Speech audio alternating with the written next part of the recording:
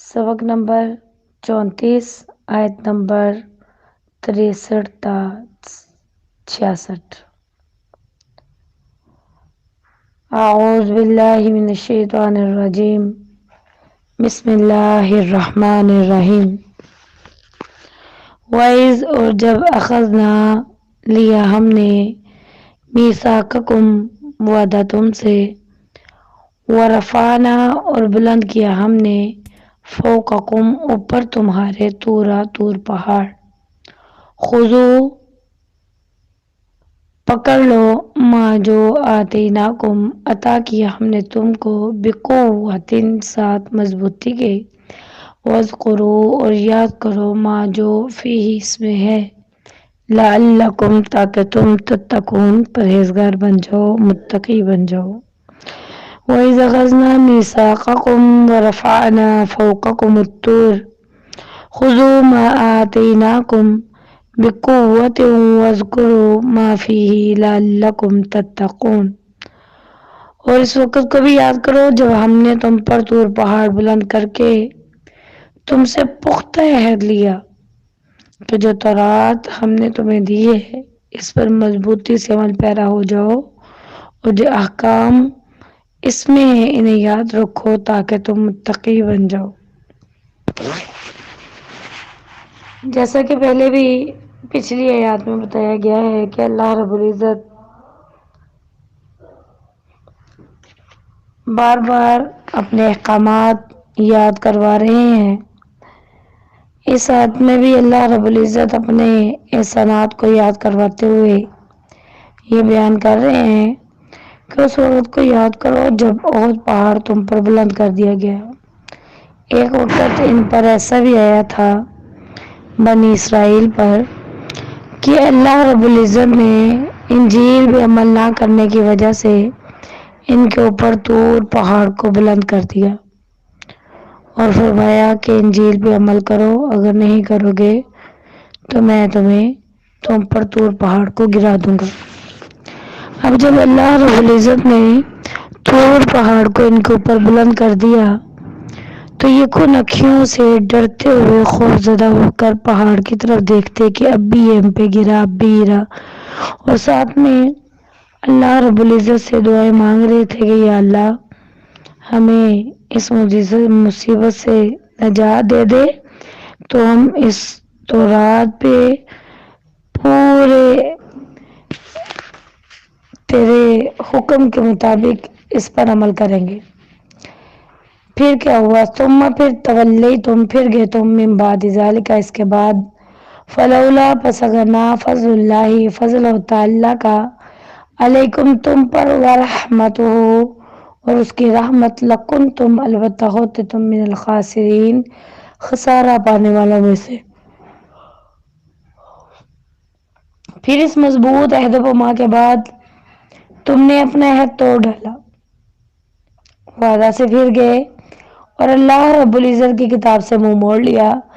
اگر اللہ سبحانہ و تعالیٰ اپنا فضل و کرم تم پر نہ فرماتے اور نبی و رسول تمہاری طرف نہ بھیجتے تو تم اپنی اس بد عہدی کی وجہ سے دنیا اور آخرت میں ذلیل و خوار ہو جاتے اور بہت ہی بھاری خسارہ اٹھانا پڑتا۔ اللہ رب العزت اپنے قرآن میں جو اگلی آیت ہے اس میں کیا فرماتے ہیں؟ اپنا کون سے احسان یاد کرواتے ہیں اور کون سی ان کی نافرمانیاں ان کو بتا رہے ہیں۔ اگلی نافرمانی ان کی یہ تھی، اللہ فرماتے ہیں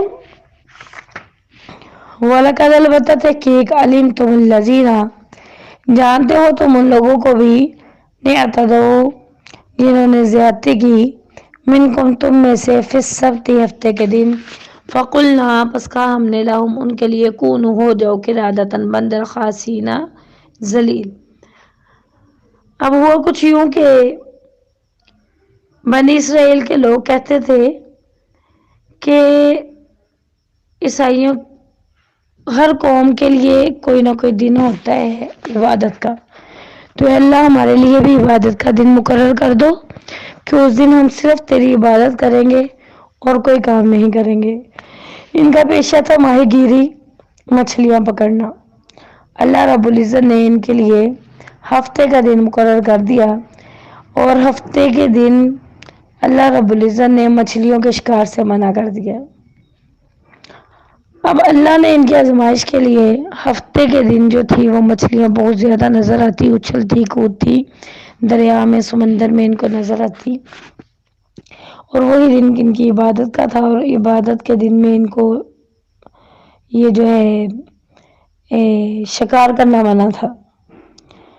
تو انہوں نے کیا کیا، ہیرا سازی سے کام لیا۔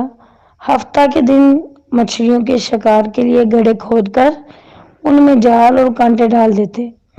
ہفتے کے دن جب مچھلیاں ان جالوں میں پھنس جاتی تو اتوار کو یہ لوگ شکار کر لیتے تھے۔ اسی ہیلا سازی کی وجہ سے اللہ نے انہیں بندر بنا دیا۔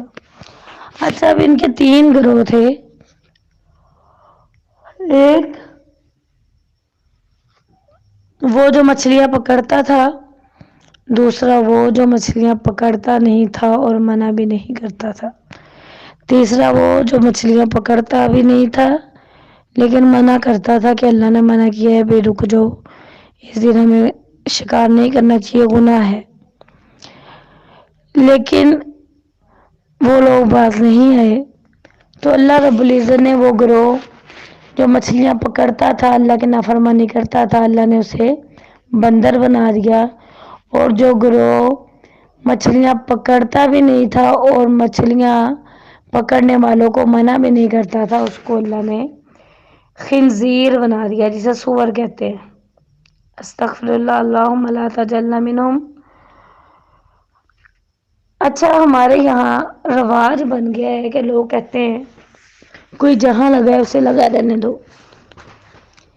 تو یہاں سوال یہ پیدا ہوتا ہے کہ اگر آپ کے گھر میں آگ لگ جاتی ہے تو آگ لگی ہے، لگی رہنے دو، کوئی نہ روکے۔ اگر آپ کے گھر میں چور آ گیا ہے کوئی چیز چرانے، ڈاکہ ڈالنے، ڈاکو آ گئے تو ان کو لگے ہیں تو لگے رہنے دیں۔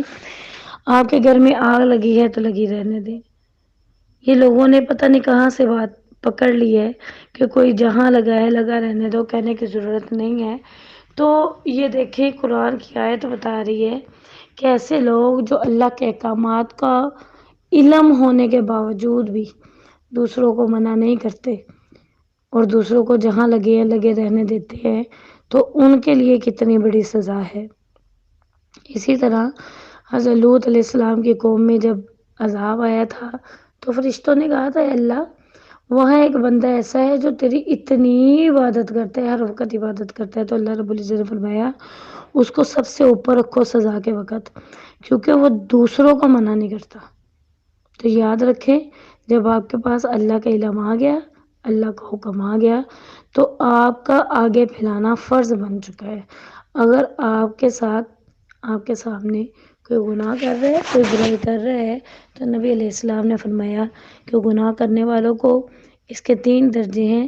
اپنے ہاتھ سے روکو، اگر ہاتھ سے نہیں روک سکتے تو زبان سے روکو، زبان سے نہیں روک سکتے تو کم از کم دل میں برا ضرور جانو، اور یہ ایمان کا سب سے کمزور ترین درجہ ہے۔